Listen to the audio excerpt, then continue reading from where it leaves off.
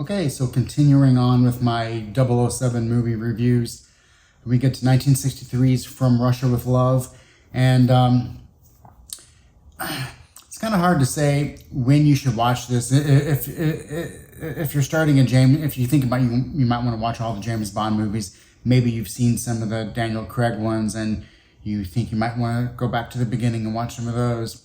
I already talked about Dr. No, how it was a very simple story, really, and it was just kind of really just getting introduced to the character. From Russia with Love kind of develops the character a little bit more.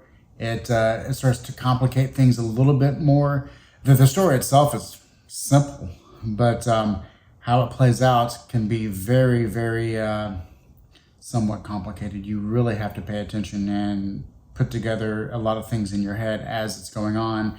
And if you really do that, the movie can seemingly fly by because there's so much going on as far as story goes that's not directly in your face. Even though there is exposition, but it's necessary because there's so many things that's left to the imagination as far as how you have to piece things together. So yeah, I think it's good if you know that you can watch a movie from 1963 and not try to judge it against today's movies as far as how it's made or how the action is shot or things like that. But I mean, if you know that you can do that, then I would say, yeah, pick it up right after Dr. No, go in order. But if you think that you might want to focus more on the newer Bonds and maybe work your way backwards, that's perfectly fine too. So I will say that when it comes to From Russia with Love, the younger you are, I think you'll have a much harder time appreciating the movie. I know that when I first saw it, I was fairly young. I wasn't that young, but I was still young enough to find more excitement with a more action-packed later Bond film than something earlier like this one. But yeah, this is just all on you. But I've seen the movie several times since my first time, and each time you start getting a little bit more comfortable with how the story's been told. You start figuring things more out. So you might read the book. It starts becoming more clear to you, and you can enjoy all the other things that is present, other than the complicated storyline, which I think can put off a lot of people. So no matter how you watch it, definitely understand what you're getting yourself into as far as the type of movie it is and the time it came out and all that. The next thing when it comes to this movie is it's not huge on some of the things that I truly like in a lot of later Bond films. I mean, even starting with Goldfinger, you start getting more of the lifestyle Bond, which I think is one of the best things for the series for me. You do have some lifestyle aspects in From Russia with Love, but as far as like clothing goes, he wears some nice standard suits, nothing too crazy, nothing that I would rush to try out and buy and match. But there is some nice style in the movie. That when it comes to other lifestyle things, he does some very Turkish things. The bulk of the movie does take place in Turkey, so you see him order a medium sweet coffee and indulges on a Turkish cigarette. There's very little smoking in this movie. He does more code talk with smoking than he actually smokes any cigarettes. But yeah, I think he smokes one. I mean, there's at one point in the movie he does have a cigarette in his hand, not even lit, and he just tosses it away.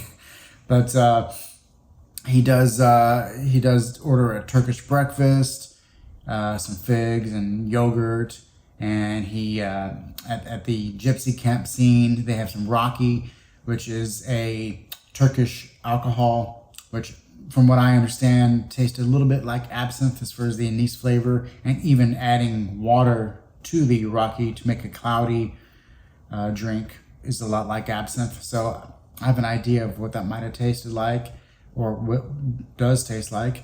So there is some good lifestyle things in it as far as how he is just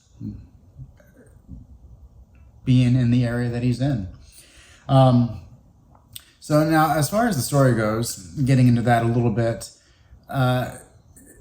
the bulk of the story is we can possibly get this Lecter machine. Is it a trap? Is it not a trap? That's kind of like the big question throughout. Is the lead Bond girl, does she like Bond at all? Does she, at the very beginning, is there a smidge of possibilities that she actually does like him, or is she going to be an adversary by the end of the movie somehow? Will Bond charm her over throughout?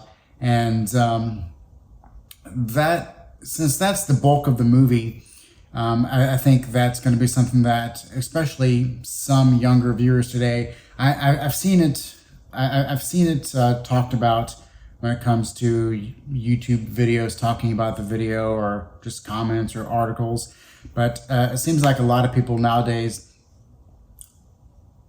it's almost like they want to see it in the movie, because I don't look for it and therefore I don't see it. And then some people, I think, look for it and then find it no matter what. And that is misogyny. No, I do not think the filmmakers were misogynistic and thought to themselves, well, what can we do to be misogynistic in this movie? I don't think that's the case at all. And anything that anyone wants to point to this movie as being misogynistic, I think they're just wrong. I mean, and I think that's one of the big things I want to be able to talk about here is being able to view the movie. And yeah, you want to focus on all the lifestyle aspects and all the good things. But if you try to think about a movie, it's from the 60s, it must be misogynistic, let me find that in here. That's, to me, is not a very good way to approach the movie at all. It's going to limit your rating on it. So let's take a moment to see, is this movie really misogynistic, and is that something that should be talked about at all? Well, first of all, he deals with a few women in the movie. In the very beginning scene, you don't see Bond for like 18 minutes, unless you count the beginning scene, which turns out to be a face mask Bond. It's a little while. It's like a third of the book that Bond is not in it. So it's about 18 minutes in the movie that he's not in it, which is okay. But the first thing that's happening is he's on the riverside with a lady, a girl from the first movie, actually. Kind of answers almost what happened after that. But they're on the by the river kissing and everything, and Bond gets a call from MI6 and he has to come back in, obviously a new mission, and it's the girl who's pulling him back, kind of almost forcing him to stay. Okay, nothing misogynistic about that. She's just being a little bit of in control herself. It's fine. I'm no expert in misogyny, but I don't know. I don't see how you can complain with that. But the biggest misogyny lies with the character of Tatiana, who is the Russian infiltrator agent, I guess you can say, who's trying to lead Bond into the Lecter so that way, without her knowledge, Spectre can get it.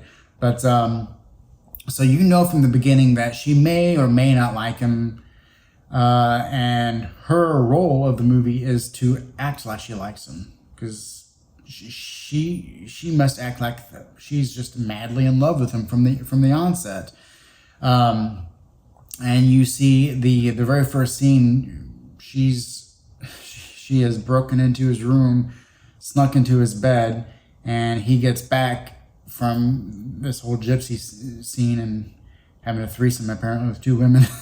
But he gets back from all this, and he finds her in bed waiting for him, and he knows who she is. She knows who he is, and he wants to talk business right away. He wants to talk about the Lecter. But she's the one that's trying not to talk about that. She's the one trying to get him into bed, and she's the one that starts the seductive talk. And it's without her knowledge that Spectre's on the other side of this two-way mirror filming everything. But yeah, she's the one that's really pushing Bond into just forget about the Lecter talk. Let's get in bed. So definitely nothing there that I can see that someone can point to and be mad at. There's the scene on the boat where he is having her talking to the video recorder and answering questions about the Lecter, about its size and everything. And she's, saying, "Oh, James loved me all day and all this."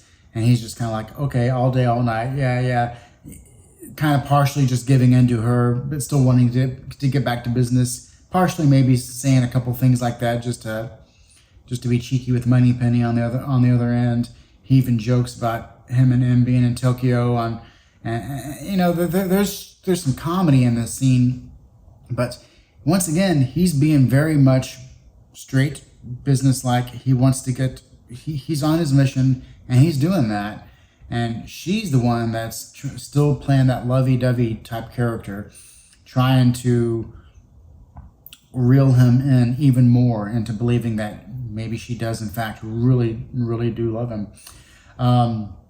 So her character is like this throughout the movie, and then you get to the train, and she continues. Oh, she's falling in love with this dress that she has, and she's just kind of having a good time on the train, and all this, and laying down with Bond any chance she gets. She's playing the role, and once again, you're still wondering, okay, surely she has to actually fall for him at some point. You expect anyway. But as Bond, as the spy that Bond is, he can never truly trust her. Definitely not at this point.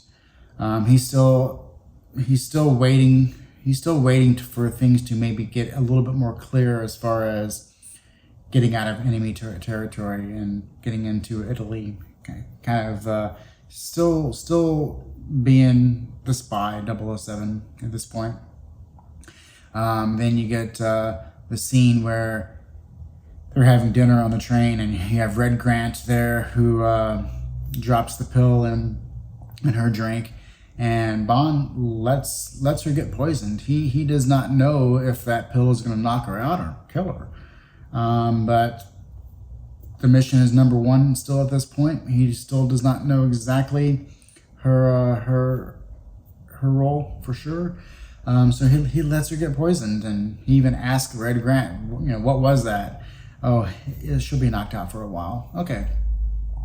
There's the scene where he has to be a little bit violent with her. He slaps her around a little bit, just trying to really narrow down how much of a villainous character she is. And once again, while you would not do that in real life, and also in real life, you may not have a possible Russian spy trying to lure you into a trap either. So I can see, violence against women is no good, but and this will be something that I will have to go back onto probably with most of the Bond movies, but he is a spy. He has a mission. He has a job to do, and the other characters, they're in this world too. It's not always just some random innocent person that he has to deal with. I mean, these are serious matters. So if he did not act the way he did, would he be a good spy? Probably not. It would be end of the mission kaput for James Bond if he does not take his missions too seriously.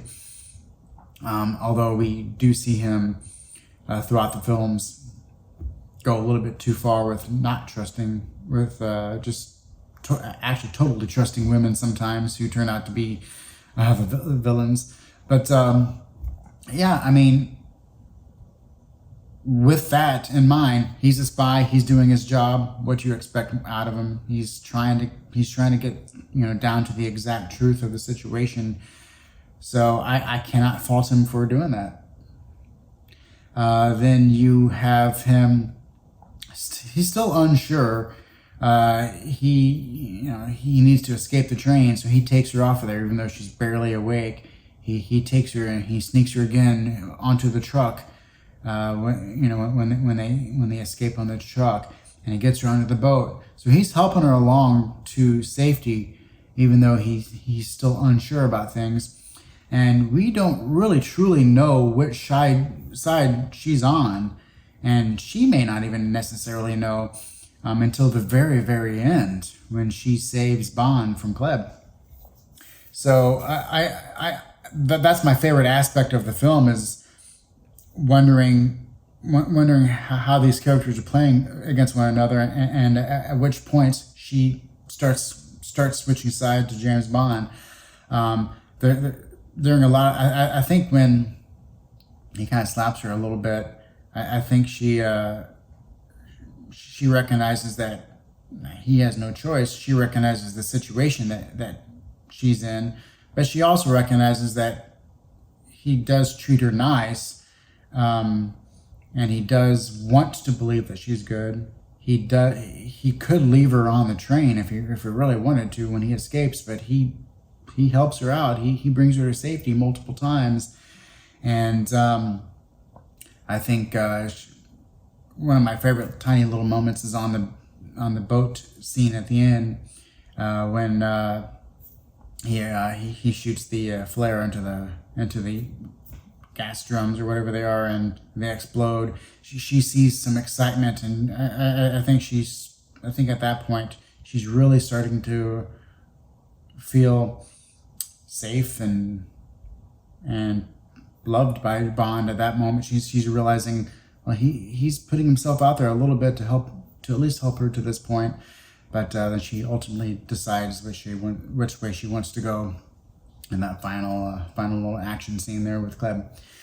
But apart from that, apart from me being on the side of definitely no misogyny, just pay attention to the characters, look how they're acting. If this is a real world situation, that's how things should and would play out. Apart from that, you do have some interesting spy things going on. You have the gypsy scene, you have the Russians playing their side, you have Spectre playing their side, you have the Bulgarians being used by the Russians, and you have Bond not being a great agent by any means. Not all agents are perfect, and his life gets saved multiple times throughout the movie. Red Grant is making sure that that James Bond is alive enough to get that Lecter. You have the Karen Bay character, who fans love his character, and he really is great in the movie. He has some great screen time with Bond, them kind of learning to trust one another by means of their actions, especially in the gypsy scene. Bond starts learning to trust Karen Bay a little bit more, and Karen Bay starts learning to trust Bond a little bit more, and then the whole scene where Karen Bay gets to use James Bond's shoulder as a stabilizer to shoot his gun, and kill that one guy. So yeah, there's a lot of twists and turns as far as what exactly is going on and who's playing who in this situation and why are they doing this and who's behind that. So lots of really great character moments of learning how you can trust someone as a spy. So lots of fun stuff there. Definitely the best part of the movie, and I think most people probably agree, is everything on the train sequence. The good old Red Grant ordering the red wine with fish, and the amazing scene. If it doesn't feel like a fight in a movie made today, but the way it was shot and filmed with the actors in the tight set of the train, the fight between Bond and Red Grant is really great, and their back and forth of Bond wanting to trust him, but then not totally being able to trust him. Once again, all about trust. And Bond, luckily enough, has this attaché case to get him out of a terrible situation, which that attaché case is a great little Bond gadget. From the very first scene with Q showing him everything in there and having every single one of those functions pay off in one way or the other is some classic Bond stuff. So lots of great stuff there. Even the action with the helicopter and the boats, all that stuff is good. The gypsy fight, that's a chaotic scene, and as well as the boats at the end, some chaos going on there. You can tell there's some stuff happening with these people on fire that probably was not planned to happen. So lots of chaotic action, even though it's mostly about spies doing their surveillance and figuring out who to trust and who's playing who against the other and all this and it's kind of like a bit of a chess game. We get early on the can't for the life of me remember his name off the top of my head, but the championship chess winner who is the mastermind behind the whole plot. That's setting up how the movie is like a chess game. You have Gleb with her role with Inspector and her crazy scene with recruiting Tatiana and the poison tip knife in the boot.